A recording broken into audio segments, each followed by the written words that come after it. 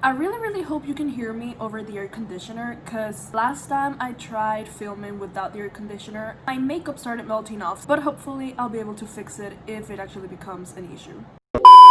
Hi guys, welcome back to my channel. If you're new here, my name is Maria. If you're not new, welcome back. So as you can tell from the title, I'm gonna be talking about my October goals, what's rest of 2020 goals, and early 2021 goals. I feel like I said goals a lot in that sentence. Anyway, the month of October, the first thing on my list would be trying to fix my sleeping schedule. It's something that I've been trying to fix for almost a year, I would say. I have had a lot of sleeping schedules, some of them not as bad as others, but there are others that are quite bad. There was a point this year that I would go to bed at 8 a.m. and wake up at 5 p.m. It wasn't good at all. But now, I kind of have it fixed. I go to bed around 1 to 3 a.m. The problem comes with waking up. We're in lockdown, I have nowhere to go, I have no plans. I don't see a reason why I should wake up around 9 a.m. So I just end up sleeping until around midday. It's also not good because I waste half of my day. Yeah, I definitely want to organize that. I want to sleep 8 hours instead of 10 or 12. Which, I mean, I know that it's not bad to sleep that much, but I need structure and 12 hours can't be my goal. Especially since I'm starting uni soon, and due to time difference I have to be awake early. Which brings us to our second goal of October, which is study hard or do the best that I can in school. This year, especially during the pandemic, I lacked motivation. I didn't want to go to class, I didn't want to do most works. I actually ended up deferring a few of my courseworks, didn't have the motivation and I didn't want to do them. I would get distracted pretty easily. My brain did not retain any of the information, so it was pretty hard for me. I also plan on changing careers. I am transferring from business psychology to psychology, and I know psychology is a lot of work, so I definitely need to be motivated. Regarding my YouTube channel, I want to start posting 2 times a week. I really want this channel to grow. I want to invest in it. I really like what I'm doing. I really like the videos that I have planned. I also have a tiny goal to reach 50 subscribers by the end of the month. I know 10 subscribers is not that much, but honestly, you know, I'm starting my channel, still figuring out what I want to do with it. So I'm gonna keep a little milestone. I'm obviously not gonna be mad if I reach more than 50 subscribers. Speaking of which, if you're not subscribed, please consider sticking around and subscribe down below. For the month of October, I'm also gonna be joining the Supernaturalathon. The Supernaturalathon is gonna be a reading marathon, which was created by Steph from Steph Loves, and she basically grabbed her favorite episodes or the most popular episodes from each season, and she made a prompt out of it. I'm gonna talk about the books that I plan on reading this month.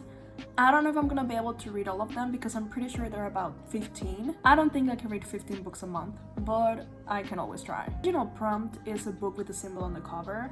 I don't have any book with a symbol on the cover, so I skipped that one and I went straight into prompt number 2, which is based on the episode All Hell Breaks Loose Part 2, and the prompt is to read a book with a supernatural being in it. So I choose Leyendas Tenebrosas de Perú, which translates to Dark Legends from Peru. And there's a lot of supernatural creatures in this. For example, we have witches, we have dwarves, and we also have a Piszczeko, which, if you're a supernatural fan, you know that it was a creature in the show. I can't remember the episode name nor which season it was. I inserted here somewhere. Pretty excited to read this, especially because I don't know a lot about legends and myths from other countries of Latin America apart from Panama, which is where I'm from, if you're new.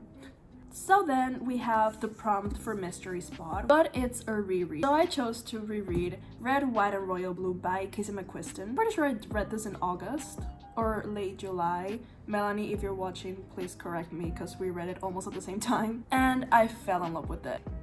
Just everything about it. The characters, the dialogue, the witty remarks, everything. To be fair, a lot of books here are kind of rereads. Some of these I have not read in years. And just like Red, White, and Royal Blue, I read them this year. For the episode titled Yellow Fever, we have a comedy horror / thriller. I chose to read Mirada Siniestra by the author Ramon Francisco Jurado. Mirada Siniestra translates to sinister look, and I read this book in school. I'm pretty sure it was 9th grade or 8th grade. I think I'm gonna say the prompts of the book in the October wrap-up. I can also say the synopsis of the books that I have not read yet, that at that point I would have already read. That makes sense. The episode titled Changing Channels, we have the prompt to read a book that was adapted to a movie or a TV show. Now, for this one, I chose The Chronicles of Narnia, The Lion, the Witch, and the Wardrobe, because I became a huge fan of this when the movie came out. I'm pretty sure I was around 7, and my family and I went to the US, and I ended up buying this big ass book. This book contains all the Narnia novels, has my horrible 7-year-old handwriting. And actually, I'm gonna skip a few prompts because for the final episode titled Carry On, we have read the next book in a series. So I decided to read The Horse and His Boy, which is also one of the Chronicles of Narnia novels, the one that follows The Lion, the Witch, and the Wardrobe, so I thought that it would be perfect, you know, kill 2 birds with 1 stone. For season 6, we have The French Mistake, which is a fan favorite, and the prompt for this one is a sci-fi book. For this one, I chose to read Son by Lois Lowry. If I'm saying it wrong, I'm so sorry for butchering your name. This is the 4th book of the Giver series. I don't know if the series is called the Giver series, I just decided to call it that. Yeah, I read the first 3 books in school. I actually borrowed this book from a friend years ago, and I never gave it back. Mariana, if you're seeing this, I am so sorry. You can get this book back by the end of October. Yeah, I'm pretty excited to read this. I was a huge fan of The Giver and The Messenger. Not the biggest Gathering Blue fan, but I'm pretty excited about it. The episode Death's Door, we have the prompt of sad books. I have 2 books for this one. I don't know which one I'm gonna read yet, or if I'm gonna end up reading both of them. One of them has not arrived, but is They All Die in the End by Adam Silvera. I don't know when it's gonna get here, hopefully before the end of the month. But in case that one does not arrive, I have Extraordinary Means by Robin Schneider. Honestly, I got this book years ago just because I thought the cover was cute.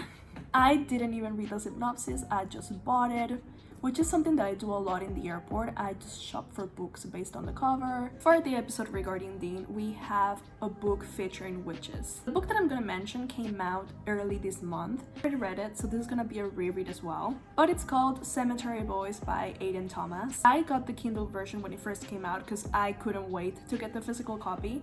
And now I have the physical copy on its way. It was everything. I absolutely love it. If you haven't read it yet, I 110% recommend it. For the episode titled Baby, we have the prompt of read a book with a vehicle in the cover. At first I thought that I didn't have a book with a vehicle in the cover, whether it was a car, a train, an airplane. But then I remembered. Aristotle and Dante discover the wonders of the universe has a little truck. For the episode titled Supernatural, we have a graphic novel. For this one, I'm gonna do Mouse by Art Spiegelman. I have a physical copy, but I cannot find it for the life of me. So hopefully I'm gonna find it by the end of the month. And finally, for the episode Lebanon, we have a book about family. I have had this book on Kindle for a pretty long time and I never even started reading it. But I thought that it would be very fitting for this prompt and for the Supernaturalathon itself, because it's the book Family Don't End in Blood. And if you're not a Supernatural fan, you probably don't know about this book, but this is a book made out of essays from the cast and the fans, and they talk about what Supernatural means to them and how it has changed their lives. So it's definitely pretty fitting for this one. So yeah, I'm pretty excited to finally start reading it. Yeah, those are all the books that I plan on reading in October. I don't know if I'm gonna be able to finish all of them, but fingers crossed. If you're interested in participating, I'm gonna link Steph's channel down below, a link to the announcement video, and a link to the Twitter account. Another thing that I wanna try to do in October, as well as the rest of the year, I wanna work on my eating habits. Not for losing weight or anything, but my eating habits have been very, very bad recently. I either eat like 1 meal a day or like 11. There is not an in-between. What I eat in those meals is very, very off. Moving on to the rest of the year, I mean, the goals are pretty similar to October. Most of them are a long-term thing. Like, they're not necessarily things that I need to have done by October. Like the eating habits and fixing my sleeping schedule, obviously. Yeah, that is a long-term thing. And so far, uploading twice a week is also a long-term thing. Which, I mean, by the end of the year, I would hope to have at least 90-100 subscribers. So that's my milestone regarding subscribers for the rest of the year. I also want to write more and to read everything that I've had on a reading list since 2018. I also need to work on balancing YouTube, my studies, and other aspects of my personal life. I am very disorganized, so it's definitely a challenge. As well, for the rest of 2020 and early 2021, I want to learn to play guitar. I bought this beauty around June, July this year, and I think I took like 3 online classes and then I never got back to it. It's dust on it, oh my god. As for early 2021, this goal is out of my hands, but I definitely want to go back to London. Obviously, with the pandemic going on, we don't know what the future holds and what is normal anymore. Go to London and hopefully by the end of this year find a flat, because I no longer want to live in my student accommodation. I want to find a place, make it more homey. I would also like to travel more, but I don't think that's gonna be possible anytime soon. I mentioned before, I want to get better with my studies. I want to write more, eat healthier, and I mean that. At this point, I'm just repeating myself. But yeah, those are like my long-term goals. I think I mentioned that one, but I definitely want to work out more. And those are my goals for the rest of 2020 and early 21. If you enjoyed this video, please give it a thumbs up. Thank you so much for watching, and I shall see you in my next video.